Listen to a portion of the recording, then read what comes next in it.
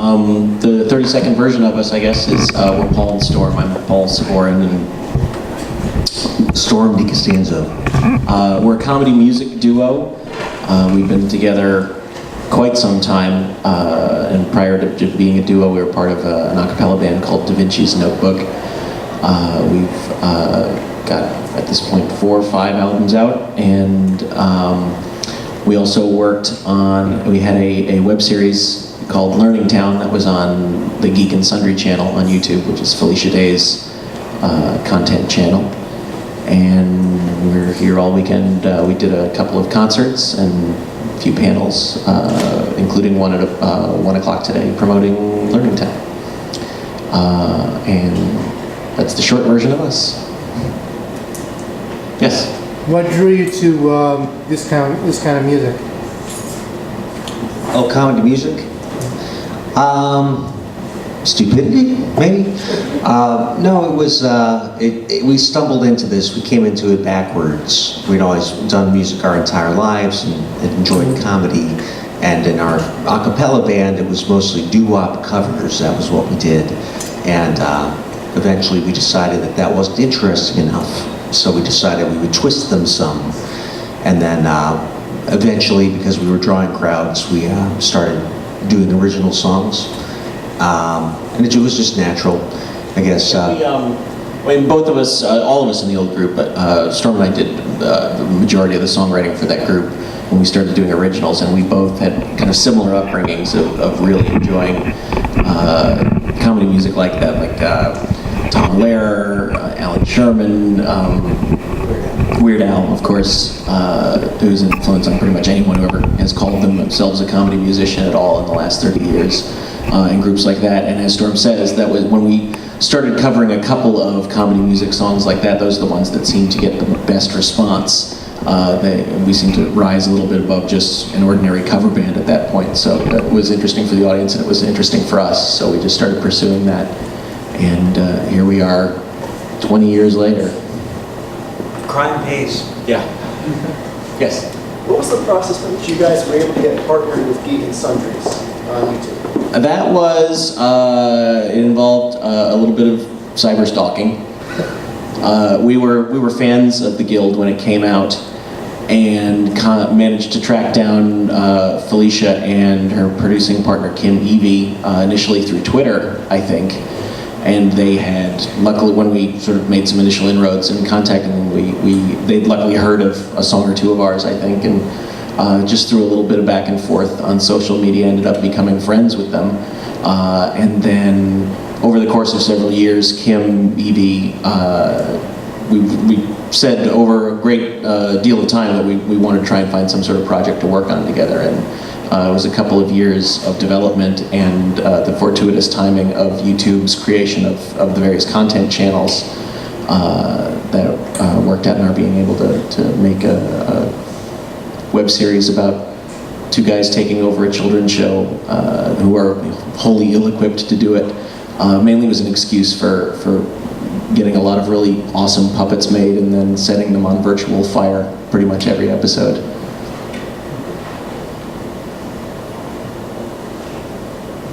We tap dance. Not well. No, we're happy to do Oh, sure, that. now the camera comes up. With our fingers, that's the trick. Yeah, Much safer that way. Let's see. It's it's always an honor to have you here at one of the conventions, especially ConnectiCon. And what gives you inspiration for what you do? Inspiration. Well, not a word usually used with our music, so it's a hard one to answer. It's just what our brains do. I think, like all creative people, if you are a creative type, that things just happen in your brain that are a little different than other people, and you just have the desire to get it out there, and hopefully you are able to do that and have a career doing it. Crime pays. Let's see. Do you have a particular favorite song that you guys have created? I'll go with the one you mentioned last time. So. Oh, okay. I was gonna. It tends to evolve mostly. Oh, go ahead. Here, go ahead and answer. whispered at. I don't have too much input. It evolves depending on, a lot of times what's new tends to rise to the top just because it's freshest for us. But that said, a number of the songs we did for Learning Town, I'm especially proud of lately. That series came out in January of this year, so they're still relatively fresh. We did a sort of, almost at the last minute as we were writing, as production was approaching, we realized we had to rewrite the opening song, which had to sort of lay the groundwork for the entire series. And originally it was very, very sort of exposition heavy. And it was through various producing notes and stuff. It was suggested that we make it a little catchier and a little less having to carry so much water. And we ended up doing a sort of Meatloaf style parody because the thrust of it was basically he wanted to do this thing and I did not. And suddenly like a light bulb hit and oh, let's do Meatloaf. So we did a song, a kind of overplaying of that style of Paradise by the Dashboard Light. It was called Do It. And I was pretty proud. Not only did I think the song itself turned out really well in production-wise, I was proud of the fact that we came up with it sort of under the gun and at the last minute like that. So that one sort of sticks out for me recently. My current favorite song, and it does shift, much like songs in general, what is your favorite, is actually one we wrote with Da Vinci's Notebook, our old band called Another Irish Drinking Song. Not because I'm hungover, but because it was picked up to be used in Despicable Me 2. So it's very exciting to see something that you've created be part of major motion picture, and seeing the little minion guys sing it was a great experience, as was watching our names crawl up the screen. What's the process from beginning to end when you guys are trying to come up with new stuff? Our songwriting process is difficult and varied. Sometimes, rarely, it's a bolt out of the blue, and it's like, oh yeah, this song has existed forever. All I need to do is put myself in front of my instrument. But that's rare. More often, one of us will have the seed idea, sort of that, oh, this is kind of interesting, or a phrase or a musical idea, work on it a bit. And Lennon and McCartney talked about their middle eight, which was where you get to a certain point and you can't figure out how to get past that wall, maybe pass it over. Other times we might write together. We don't live in the same city, so sometimes we'll get together to write songs, but more often technology has been a great help in that. Yeah, we write by internet a lot anymore. And about internet. Yeah, thanks to the speed of broadband, we're able to just, one of us can start recording something, just send the files over to the other person, so kind of postal service style. We're able to do that. As Storm says, like with just about any kind of comedy, I think it's mostly a matter of remaining open to things that come at you. Very rarely do we sit down and say, what can we write a song about that's funny? It's more a matter of you're going through your life or whatever, and suddenly something strikes you as particularly absurd or funny, and you sort of make a mental note, oh, that's something I can pull from later. Usually, given the fact that our songs are comedy-oriented, we tend to lead with the content far more often than not, I think, as opposed to coming up with a song style first or a musical riff. Although that said, Storm Storm plays the guitar, and I, on about 3 songs, play piano. So he's vastly the musical accompaniment influence on the band, and he has a sort of vast storehouse of various riffs and chord changes and stuff, and there's times where we will pull from that once we have a song idea, and oh, that would work perfect with that thing you did. But on occasion, like with the Meatloaf song, that before we had any specific content for that other than it's a push-pull kind of situation, in that case the music kind of came first, or at least the music style, but more often than not it's a particular content, a particular subject, or a take on a particular topic that generates the rest of it. Has there been any idea that has really kind of divided you guys, or one of you really wanted to do something and the other one kind of... Not really. I can't think of any off the top of my head. I think part of why we've been a creative team for so long is we have very wide overlapping sensibilities, and that's important for any creative team. You don't want to be the same, or what's the point? You're not going to get anything new. But it's wide enough that and we also communicate well. In our old band, there were gulf differences of opinion, and that phrase "artistic differences" is real. That's not just some excuse that they give that just meant, no, Eddie was just always with the hookers and the blow. No, that might have been happening too, but that's a symptom. There's a lot of comedy writing teams out there, especially for things like screenplays and such, and I think one of the reasons that works is a good comedy team tends to be serve as checks and balances on each other, where it's not so much that one thinks something is good and one thinks it sucks, so much as both of us have to think an idea is funny enough. And as Storm says, I think we've had similar enough upbringings without being exactly the same, that generally if both of us find a song at least remotely funny, even if one of us doesn't quite have as much faith as the other one, at this point, having worked together, as I say, for almost 20 years, if not just a little over, we have enough trust in each other that, well, if the other guy really is excited about this, there's probably something in it that I just don't see yet. What's one of your most memorable moments from Da Vinci's Notebook? From Da Vinci's Notebook, there's a good number of them. I would say two of them chronologically. We used to take part. There's an international a cappella competition. The college version of that is what was turned into the movie Pitch Perfect recently. But there's also one for just sort of professional or a cappella groups that aren't college affiliated. And we took part in one of those a number of years ago. And in 1997.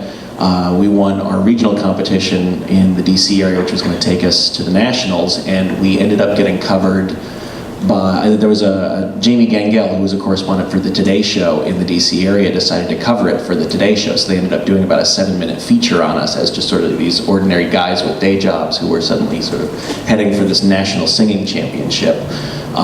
That was both a turning point for the group as far as publicity for us, and also it was just really stinking neat to see ourselves covered on morning television, even though we didn't end up winning the competition. That sort of, as much as any sort of exposure, I think it gave us an internal boost as far as, this is the kind of thing that maybe we can pursue farther than just a part-time job. Go ahead if you have one. Yeah, we had sort of a that thing you do moment for us, or the internet equivalent, where we had a song called Enormous Penis, a novelty song, believe it or not. And Very sweet. a very sweet song. Actually, it's a very jaunty, happy song. That's as dirty as it gets is the title. But the song was out there. It was the earlier days of the internet, so people were emailing. That was a thing, and the web was GeoCities. But it was picked up by a syndicated morning radio show called The Bob and Tom Show, and we've been regionally successful in doing festivals, and suddenly we were getting web traffic from parts of the Midwest, and then more and more of it, and then suddenly realizing, oh my gosh, we are out there. It was a viral thing before the term existed. So that was neat to see. Not to mention the fact that it suddenly gave us about 150 new markets that we weren't previously exposed to, that we can suddenly draw a reasonable crowd in. So that was kind of nice. And this press junket, it's been so lovely. Yeah, until then, yeah, no, it's thank you. Thank you. Was that the finish up applause? No. Okay. That was your hook. No, you guys I'm sure. One, two, three. In terms of musical education, funding for the arts has sort of fluctuated within schools over the past couple of years. Have you guys delved into that at all, like helping out to promote some music within schools? Probably not as much as we should, although we have done some promoting for and some charity work for the VH1 Save the Music Foundation, and we've been trying a bit more strenuously to promote that kind of thing. I mean, I have two daughters. two teenage daughters, one of whom is probably going to be an art major when she goes to college, and the other one is a dancer and sings in a lot of musicals and such. And so, you know, beyond our own upbringing, where we both went through sort of similar, we were both always very enthusiastic about music. I was in band and chorus, and Storm was in chorus and musicals and such, where, you know, that helped definitively shape us as people. You know, I have a very direct perspective on it, and seeing how it's been whittled away, even in our particular school district, which was very supportive of the arts. So it's something we're certainly keenly aware of. Yeah, it's not something we directly do much. My wife and I contribute to Mr. Holland's Opus, which is great.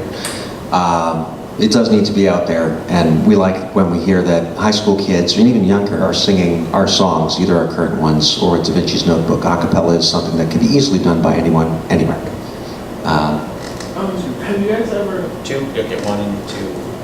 Have you guys ever had or come up with like a comedic piece of a song or something that you guys thought was hilarious, but you just didn't think it would appeal to the masses and decided not to use it? Decided not to use it. Oh no, if don't throw we think anything something away. is funny, we use every part of the joke. Yeah, it's There's a quote by Joel Hodgson from Mystery Science Theater 3000 where, in describing their process, they say how they know that when they make some references that not everyone is going to get the joke, but they trust that the right people will get the joke. So we pride ourselves on just throwing any reference again that we think is funny. We trust that at least some people will, and even if somebody doesn't find that reference funny, there's another one coming right down the line that hopefully we'll get them with. And I take particular pleasure, and I believe you do too, in putting out what we call, 10%ers or 5%ers. We know only 5% of the people are going to enjoy this, but those people are just going to be thrilled for the rest of the week when they get it. yeah. When performing, some of my favorite laughs that we ever get are the ones where we only hear sort of a little clutch of them, but the people that are laughing are just dying. It's like, okay, these are my people right here. These are the real fans. You had one back there for the last question, I guess. Have you ever had a chance to meet any of the inspirations for your work, or met anybody who was inspired by your work? We do have the pleasure of a lot of times, especially coming to conventions, as much as anywhere else, of people coming up and saying how much they appreciate our work, or I sang your songs on my a cappella group in high school or college, and that is always really heartening, not to mention kind of confusing. Certainly the most prominent case that I can think of is we've had the pleasure of making the acquaintance of and becoming kind of friends with Weird Al Yankovic over the years, who we maintain is genuinely, and we've done a lot of research on this, is truly the nicest person in show business, it's almost annoying that not only has he been so successful for so long, but he is just so genuinely sweet and affable and accommodating, and he's nothing but grateful for the career he has had. So certainly, just sort of as a person, I'd like to hope that I can model my career after his, at least from that regard. And we run a show called Woodstock, which is sort of a nerd variety show, and it's not just musical guests, but from across the nerd spectrum. So folks like Will Wheaton and Adam Savage are folks that we get to do with Woodstock. Actually, will be next week in San Diego. What I want to close on, we have a song called "Right Like the Wind," which we wrote a couple of years ago, which is basically an entire song encouraging George R.R. Martin to finish off his series before he dies. And it is as much making fun of the people who bitch at George R.R. Martin as it is bitching at him, but it came from a place, a true center place. And last year at San Diego, we made a video through Geek and Sundry that went relatively viral, and last year at Comic-Con in San Diego, we ended up meeting George R.R. Martin.